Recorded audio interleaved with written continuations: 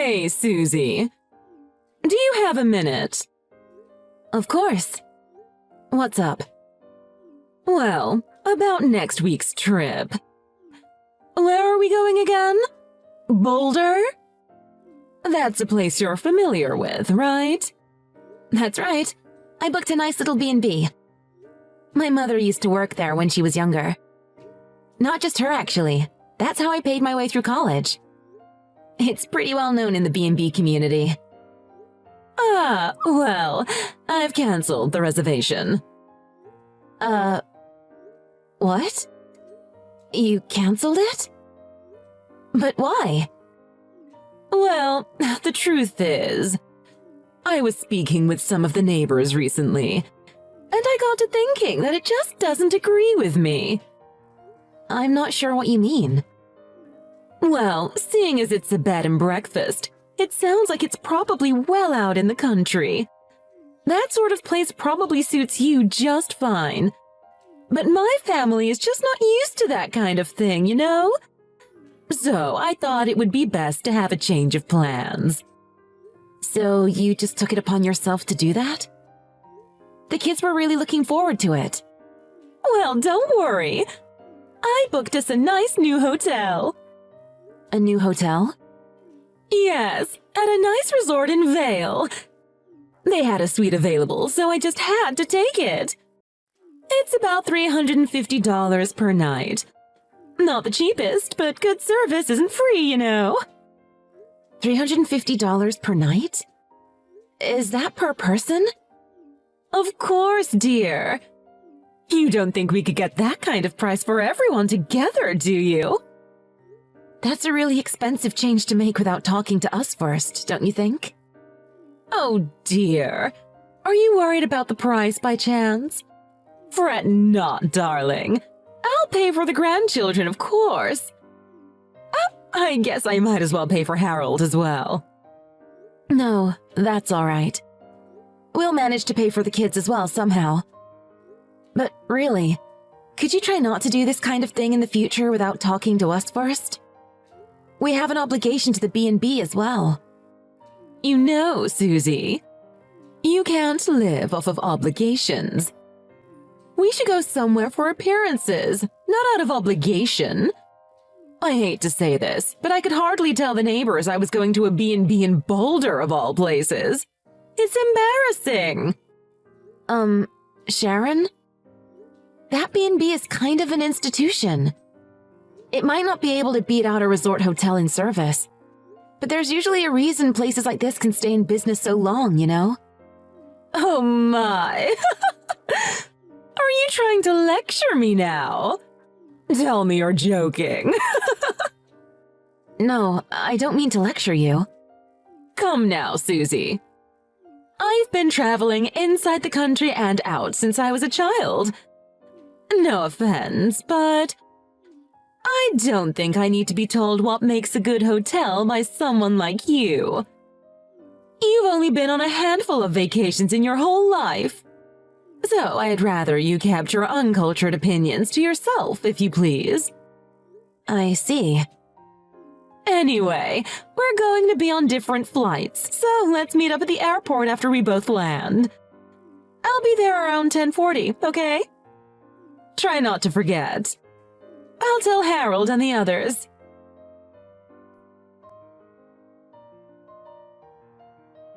Susie! Good news. Oh, yeah? You know the hotel we're going to in Vail? It turns out that my old boss is working there. He saw our names on the guest register and sent me an email. Oh, really? That's nice, isn't it? What a coincidence. I know, right? He said he's going to pull out all the stops for us, be it room service or anything else. Isn't that so lucky? Yeah, that's amazing. I guess I should expect no less from you. Now you're getting it. It looks like it was definitely a good idea to change the hotel, huh? Cabin? B&B? Please. I'm sure the kids are going to much prefer this glamorous hotel to an ancient beat-up one. You're You're probably right.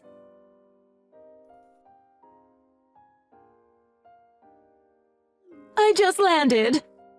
Are you already here? Where are you? We're just about to check in.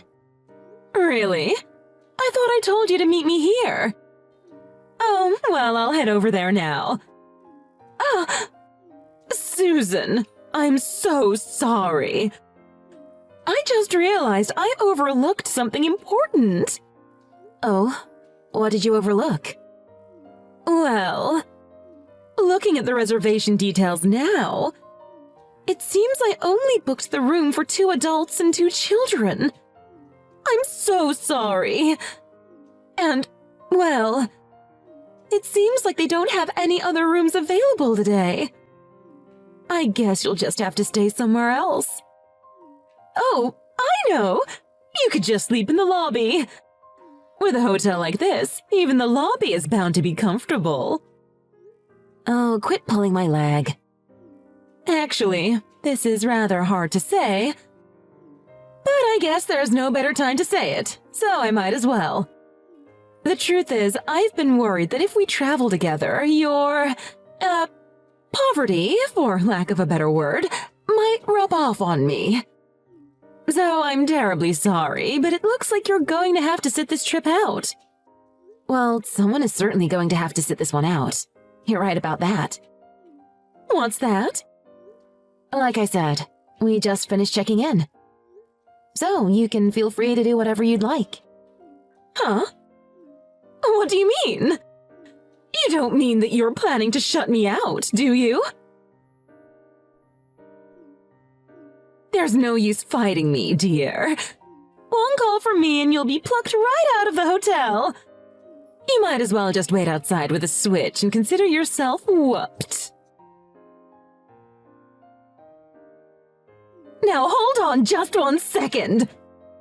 What is the meaning of this? You said that you guys had checked in already. Where are you? What are you doing? I'm outside walking with a switch. Well, I guess it's more of a walking stick than a switch. We're hiking. Hiking? That's right. I mean, we're already checked in. Might as well, right? And let me tell you, it is fantastic. The Flatirons are really beautiful this time of year. What? You're joking, right? You're in Boulder? Well, yeah. Don't you? Well, yeah, me? Tell me this is some kind of sick joke. I'm afraid not.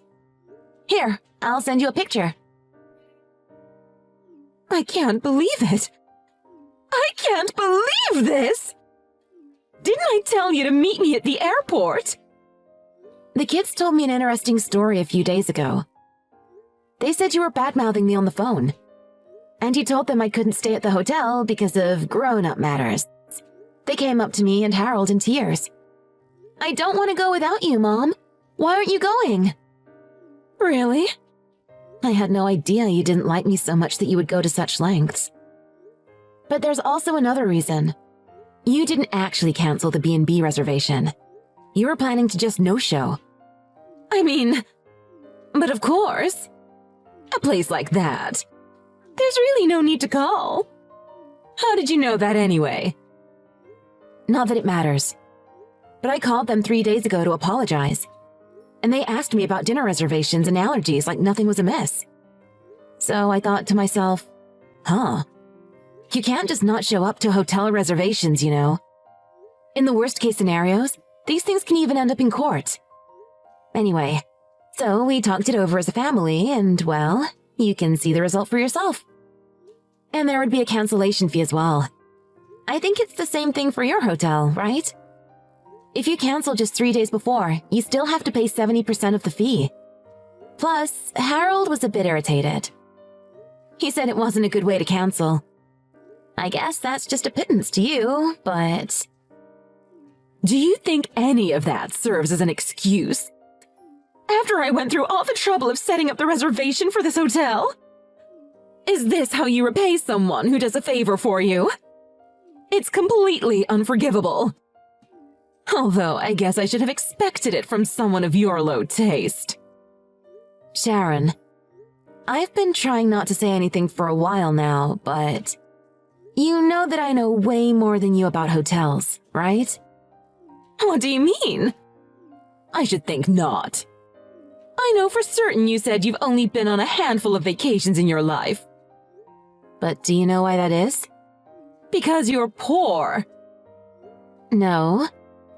It's because I'm always traveling to hotels for business. It can hardly be considered a vacation. I work as a hotel concierge. What now? What? I help people plan their vacations from step one. Naturally, I find hotels for them. But I also have to know about all of the sites and spots around the hotels. If we're talking big hotels, I've been to just about everyone in the country in the last 10 years. What? And with all of that experience and knowledge, I would give the B&B that we're at right now a definite 5 stars. You're joking, right? I can't believe this. So what? I'm supposed to just stay in this hotel by myself? Having a whole suite all to yourself sounds kind of like the dream. I'm a bit jealous. You're a concierge or whatever, right? So get my family's travel arrangements set up and send them over here immediately. I am afraid I can't do that. Just think of the distance. But you could start heading over here. Harold and the kids might not be too thrilled, but I don't mind if you do. It's only a couple hours drive. You can do it. Are you making fun of me? My boss has helped out with all of the preparations and set everything up for me. It wouldn't be very fair to him if I did that. But what was it you said before? You can't live off of obligation or something. That was different. Something. We should travel for appearances, not out of obligation. I had a bad feeling that things would get complicated with my mother-in-law from the first time I met her. But I never thought she'd go so far as to set up a weird plan like this one. And she got desperate after that. Even the hotel was worried when she insisted that she could eat food for 4 people all by herself. But in the end, they did as she asked and served it all to her. And as could be expected, they ended up having to call a doctor after. Looking at her, sick, wailing about how she would rather die than pay a cancellation fee, I think her old boss was rather taken aback by how focused she was on money. In the end, the trip ended up dragging her appearance through the mud more than anything. My husband, Harold, said he had a lot to think about his relationship with his mother. After we got back from our trip, he called her and let her have it. Having said everything there was to say, they haven't been in contact since.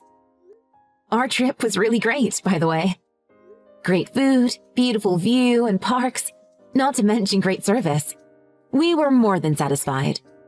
We promised the kids we would go back next year. Maybe it's because of what happened this time, I'm not sure.